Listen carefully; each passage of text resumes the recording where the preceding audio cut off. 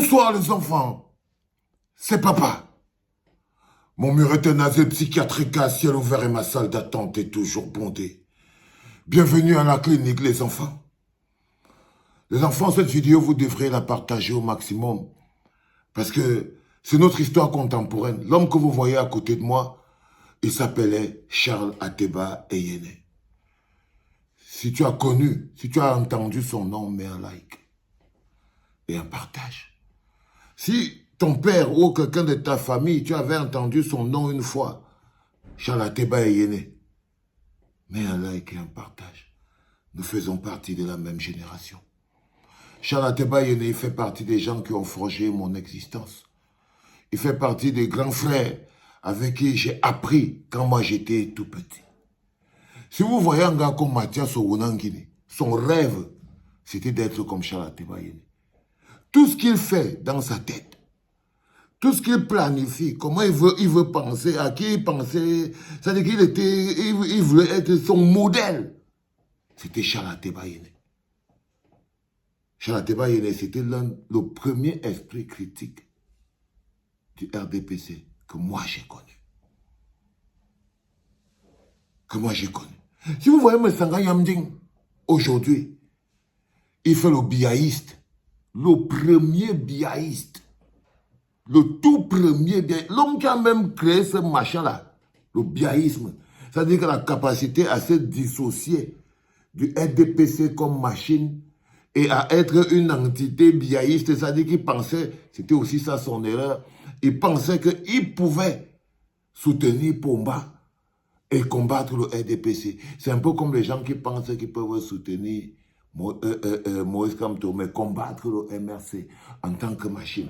Charles Ateba Eyene, exactement comme Messanga Yamding, mais avant, c'était d'abord Charles Ateba Eyene qui était le patron de ce courant.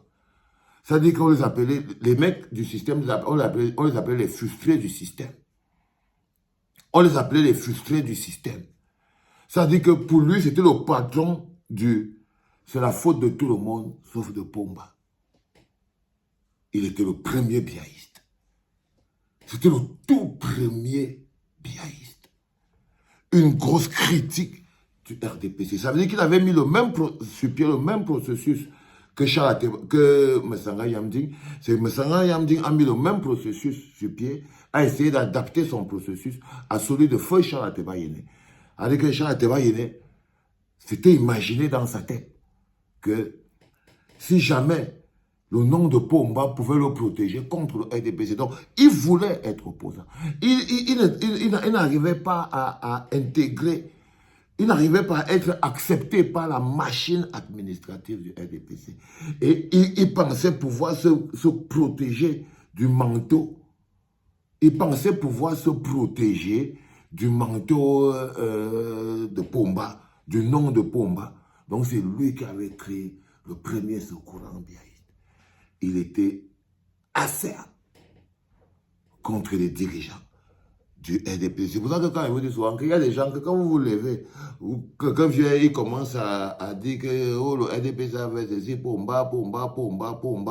Et vous étonnez que je ne suis pas, je le regarde à distance. Parce que moi j'ai grandi avec les gens qui étaient contre toute la pensée de Pomba, mais trouvaient que Pomba n'était pas le problème. Charles Ateba Eyene était le premier.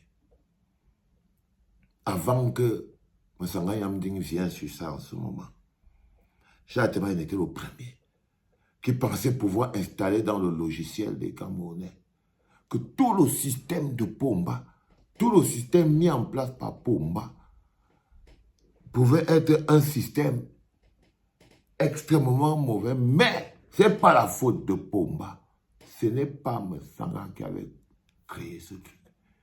Et aujourd'hui, je pense à lui, Charles Ateba Eyene, parce qu'il y a 10 ans exactement qu'il nous avait quittés. Et cette partie acerbe, ça veut dire que c'est lui qui écrivait les livres, le magico-anal. C'est lui. Ça veut dire que tout ce que les gens parlent aujourd'hui, les gros mots qui veulent parler, des histoires qui se passent là-bas, chez Pomba et tout, Charles Ateba Eyene était le premier. Le premier biaïste en colère. Ça veut dire que la première frange qui s'est formée à l'intérieur, qui était celle qui paraissait un peu légale, c'était celle des biaïstes, il pensait pouvoir créer une protection à l'intérieur de la machine. Mais la machine administrative l'avait brisé exactement comme Messanga Yamding. C'est-à-dire que Charles Thébaïne écrivait les livres. Comme Messanga Yamding écrit les livres là. Sur Pomba, contre les collaborateurs de Pomba. Il faisait le gars qui veut toujours dissocier Pomba de la production Pomba. Il faisait exactement pareil. Comme Messanga Yamding. Mais quand il n'était pas en train de protéger Pomba, il était dans la logique de qu'il combat toute la machine qui a été mise en place par Pomba. Sauf que c'est là-bas, dans cette machine-là, qu'il devait trouver le travail. Il travaillait donc au ministère de la Communication. Il n'avait même pas le bureau. C'est-à-dire que la machine de Pomba avait décidé de le broyer. Il avait décidé de dire que comme tu veux montrer que tu aimes Pomba, plus que la machine que lui-même il a créée, et qui est la machine qui le maintient en vie, c'est-à-dire que c'est son outil. Tu ne peux pas supporter quelqu'un et combattre son outil qu'il a créé. C'est-à-dire que sa machine politique. Et sa machine politique l'a broyé exactement comme elle avait broyé dernièrement Messanga Yamding. Et beaucoup de gens pensaient que non, comme Messanga Yamding disait que Pomba va le sauver. Charles Thébaïne lui-même, il pensait que Pomba va le sauver. Mais à l'époque, il avait les combattants. Donc, il y avait des jeunes aux dents très longues qui venaient le combattre. Et là, je vous ai préparé un petit show entre Charles Thébaïne et Nkwagne. À l'époque, Nkwagne était encore tout petit. À l'époque, Nkwagne était encore tout petit, avec la petite tête, comme ça, et il venait combattre, c'était encore un envoyé, il venait combattre Charles Thébaïne. Regardez ça, c'est très intéressant. Mais c'est ça. Charles. Toujours sur la science. C'est vrai qu'il a fallu 40 minutes pour que Charles nous dise qu'en fait, ces livres sont des livres populaires. Ces livres sont des livres populaires, pas forcément scientifiques. Mais il sait toute la sympathie que j'ai pour les problématiques de fond qu'il aborde. Je voudrais demander à Charles, pourquoi vous avez soutenu une thèse de doctorat dans un programme de l'AUF, il me semble. Vous allez corriger si je me trompe tout à l'heure. Pourquoi vous ne vous êtes pas inscrit dans une école doctorale à l'ESTIC pour poursuivre ces études-là de communication? Vous m'entraînez déjà sur le terrain de Songhai. Vous savez, l'université camerounaise a des problèmes. Il y a trop de conflits là-bas. Le simple fait que j'ai choisi pour directeur de thèse Michel Tchadéouane avait déjà été un problème. Les problèmes ont commencé là. Nous étions en 2A. Un problème pour qui, Charles? 5 pour moi. Nous étions vous avez vraiment écoutez, on ne peut pas répondre aux questions comme ça. Non, mais non, Charles. Écoutez. Vous êtes un brillant esprit. Vous pouvez saisir en répondant. C'était un problème. J'ai choisi, nous avons choisi, nous sommes allés à l'unité de formation doctorale en 2003 à 18 ou 19. La loi universitaire dit que vous ne pouvez diriger les 2A que si vous êtes minimum maître de conférence. C'est ce que dit la loi. À l'ESTIC, à l'époque, il n'y avait que 2. Boyomo et Tchadéouane. Et moi, j'ai choisi Tchadéouane. Pour des raisons, je suis entré à l'ESTIC en 1994. Je suis triplement diplômé de l'ESTIC. Je connais tous les enseignants de l'ESTIC.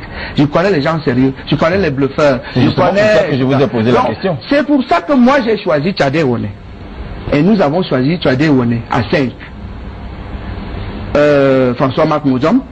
Bon, c'est pas important de Non, écoutez, sinon vous ne comprendrez pas le problème. Donnez-moi 2 secondes. François-Marc Mouzom. C'est pas comme ça. Vous n'aurez rien compris, ou bien vous avez des idées arrêtées et vous je vous ai demandé pourquoi vous n'avez pas choisi l'ESTIC. Nous choisissons. Pourquoi vous avez remonté chaque fois que je vous pose une question? François-Marc Mouzom. Non. François-Marc Mouzom. Vous jouez à un jeu, vous savez que c'est ça que je suis supposé enseigner. Vous voulez me troubler. François-Marc Mouzom, Adel Balatana, Bouzeko, Messango Bama, etc. Il y a eu une réunion où le directeur nous a appelé, il nous a dit, il a créé son unité de formation doctorale et c'est lui qui dirige tous les 2 là. Tous mes camarades, François-Marc Mouzom est un homme de médias. Tchadé Ronevi, ils sont tous allés retirer leur projet. Parce que quand tu choisis un directeur, c'est sur la base d'un projet qu'il accepte de te diriger. Ces gens-là, allez demander à M. Obama, allez demander à Bouzeko, allez demander à François Marc-Mozon. Ils sont allés retirer chez Tchadé Ouane. Vous avez considéré cela comme J'ai dit que moi, je ne fais pas les choses comme ça. J'ai choisi Tchadé Ouane comme directeur, je travaille avec lui. C'est à votre honneur. Vous avez bravé le professeur. Et c'est ça donc, pas braver. Je suis libre. Je suis un libre penseur, je suis libre et j'ai choisi de travailler avec Tchadé Ouane. Parce que je suis spécialiste de la communication politique. Il ne faut pas être spécialiste de tout. Il y a des gens qui sont économistes, politologues, sociologues, etc. Et moi j'ai choisi la communication politique et je travaille avec Tchadé Ouane. Et sur ce point, vous avez considéré les STIC comme une école où la formation ne se fait pas normalement. Vous savez que je suis enseignant à l'ESTIC. J'ai pour aller enseigner à l'ESTIC. C'est pas ce que je dis. C'est la question que je voulais poser à l'ESTIC ou à l'IRIC. Vous êtes enseignant à l'ESTIC ou à l'IRIC? Parce qu'il se dit que vous avez été recruté à l'IRIC et là-bas on vous a pas accepté. Puis finalement vous avez échoué à l'ESTIC. Dites-nous la vérité. On ne sait pas exactement. Vous parlez toujours comme au quartier, ça me gêne beaucoup. Charles, on ne parle pas. On doit avoir la bonne information. Voilà, c'est bon. C'est pour ça que je vous donne. Qui est un auteur populaire. Je vous donne donc. Charles, vous savez, on ne triche pas à l'université. Vous êtes enseignant où? Vous êtes enseignant où? À l'ESTIC et à l'IRIC en ce moment. Il s'appelait Charles Tebayene. Il pensait qu'il était libre. Il pensait qu'il était libre. Je suis un libre penseur. Mais la machine lui avait démontré qu'il n'était pas libre. Ils l'ont bloqué au bas de l'échelle. Ils l'ont appauvri. Là, à l'époque, là, ça c'est Nkwagne. Nkwagne était un sniper qui était payé par la machine administrative pour venir humilier un autre sardinat. Parce que c'était un sardinat alors c'était une sardine. Le seul problème, comme je t'ai dit, tu ne peux pas dire à tout le monde que non. Le problème, c'est l'entourage de Pumba. C'est eux qui font les malins. Non. Vous voyez ce que je veux dire? Non, tu ne peux pas dire ça. Donc du coup, je lui avais dit depuis que, le frère, vraiment, vous allez avoir des problèmes. Le grand écart que vous avez, si je ne sais pas comment vous allez vous en sortir, mais ça vous met dans les problèmes et tout. Et à l'époque, Nkwagne était là comme un sniper pour venir faire comprendre aux gens que Nkwagne c'est un allemand, que Charles Tebayene c'était un allemand. Et là, je me suis rappelé aujourd'hui, par mon bon souvenir de mon ami Harold Ketch, que bah voilà, ça fait 10 ans qu'il nous a quittés. Vous les jeunes d'aujourd'hui, vous ne pouvez pas comprendre pourquoi je parle de lui. Mais vos grands frères, vos grandes sœurs, ils savent pourquoi je parle de lui. C'était papa.